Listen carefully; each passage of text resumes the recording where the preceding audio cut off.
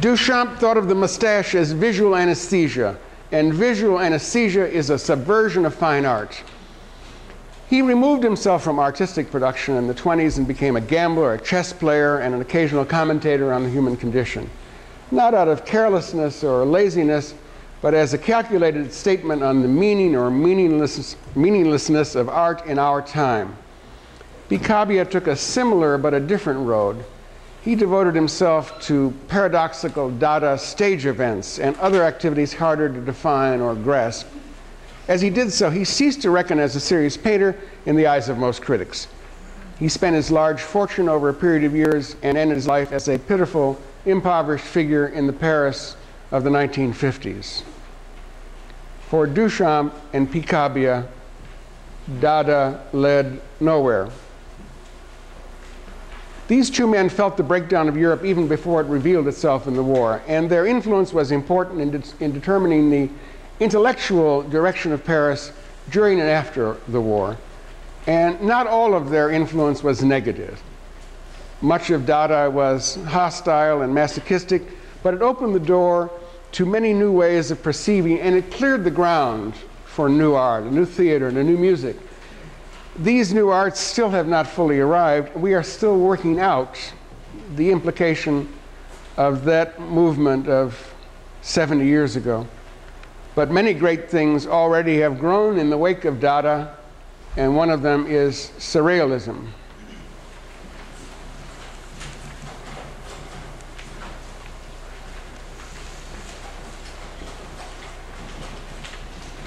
Well, we're having our own Dada event here today because this is a Salvador Dali painting and it's upside down. Now, I'd like to give that painting a little music.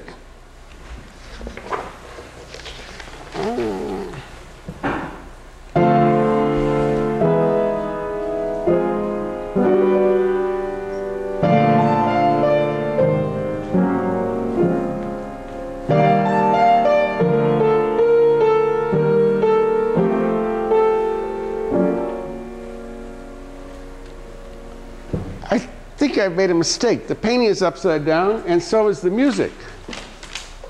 Here's what it sounds like.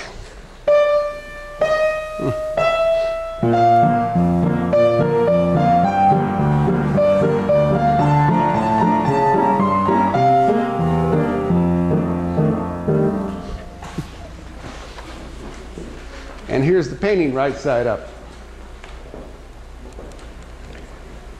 This picture you've probably seen before. It's called The Persistence of Memory. It was painted in the 1930s. It's an example of surrealism or surrealism, a movement that picked up some threads from Dadaism. The word means superrealism. The Dadaists opposed reason, and so in a way did the Surrealists.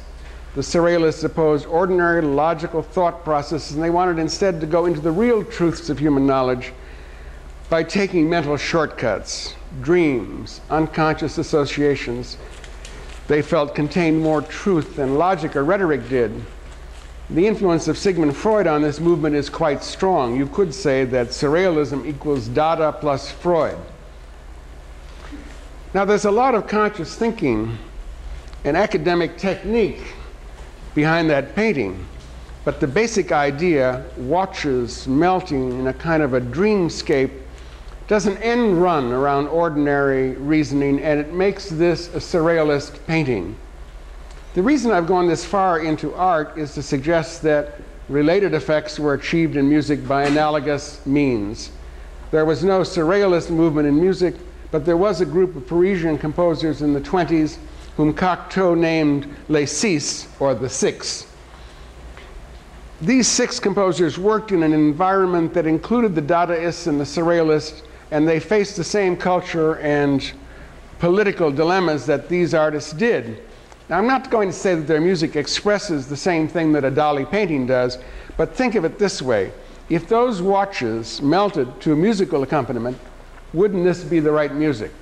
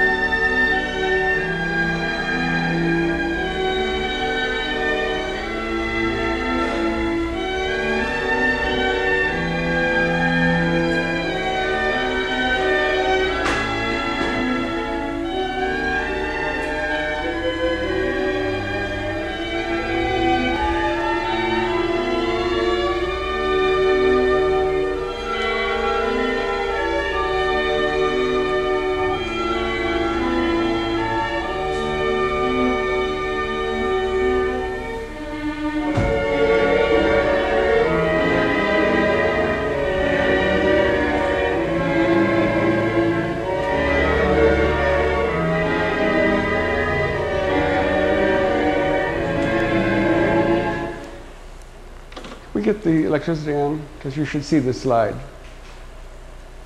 Are we unplugged, Len? Are we unplugged? Yes, we were. Right. Okay, wash your feet over there, my dears. Okay, I'm going to back this up a little bit, because you should be looking at this painting while you hear the music.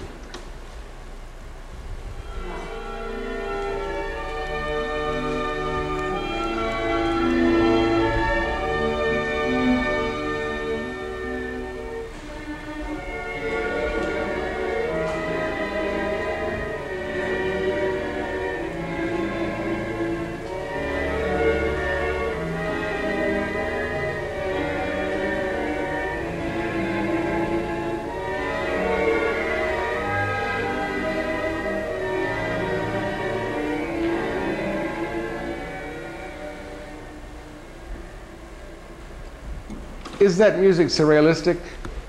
The word isn't used about music, but there certainly is some parallel with the painting.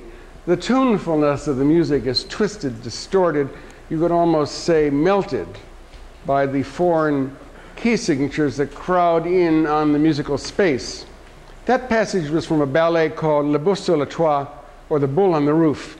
It was written by Darius Milhaud in 1919. He wrote it as a reminiscence of music he had heard while living for some months in Brazil.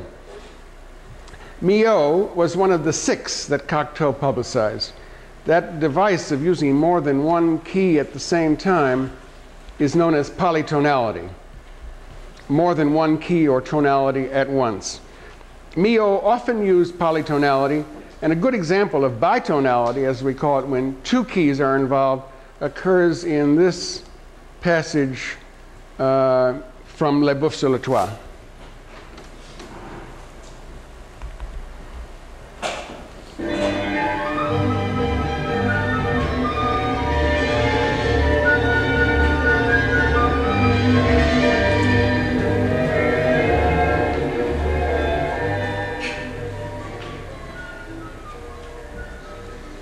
Let's break that apart. Bitonality can be demonstrated better at the piano. The music starts in one key,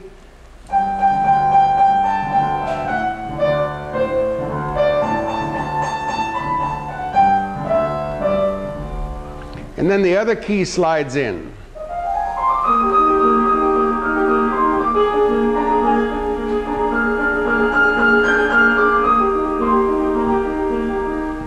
Put them together and they spell not mama, but dada.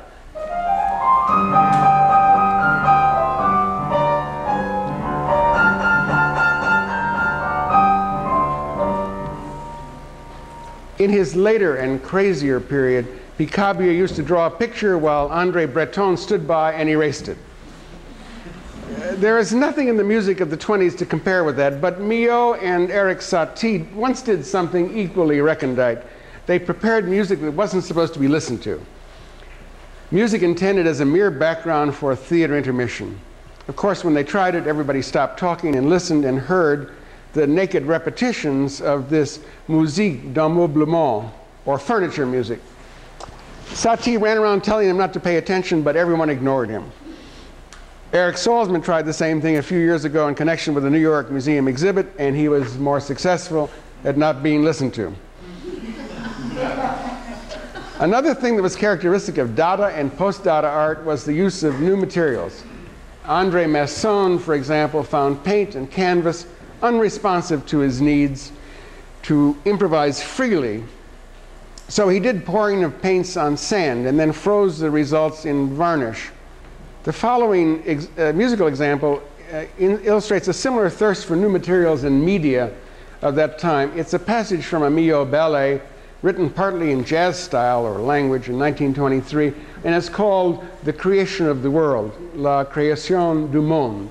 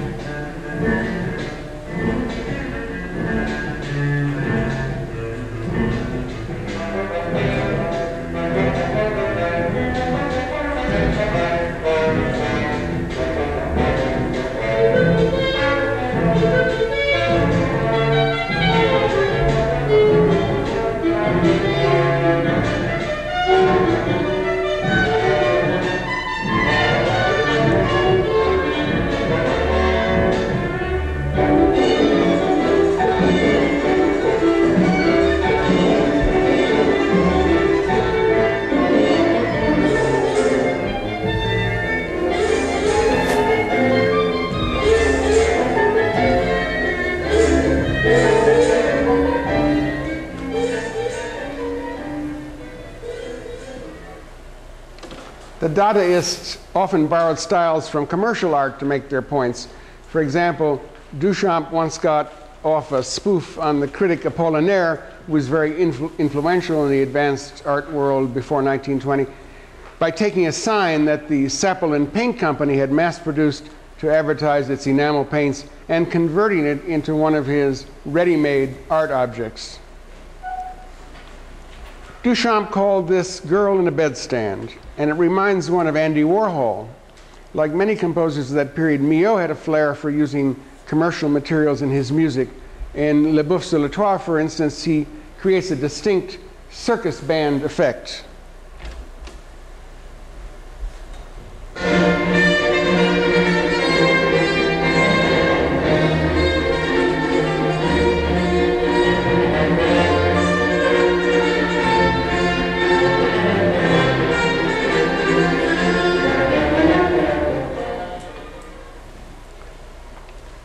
This piece is really a catalog of Latin dance rhythms. This, for example, is a tango.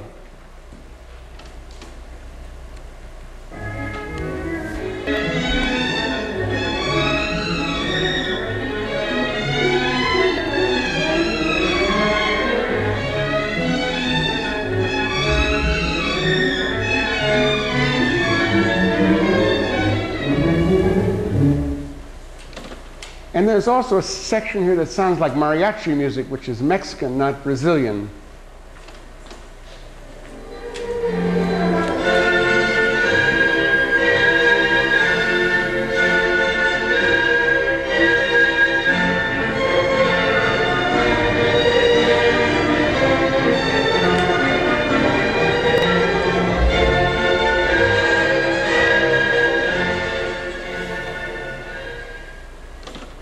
As with Roy Lichtenstein, the ostensible commercialism of these passages is only a surface.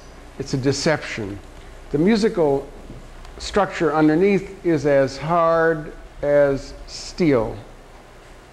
There is a quality of restraint and economy that is common to the music and the painting of the 1920s.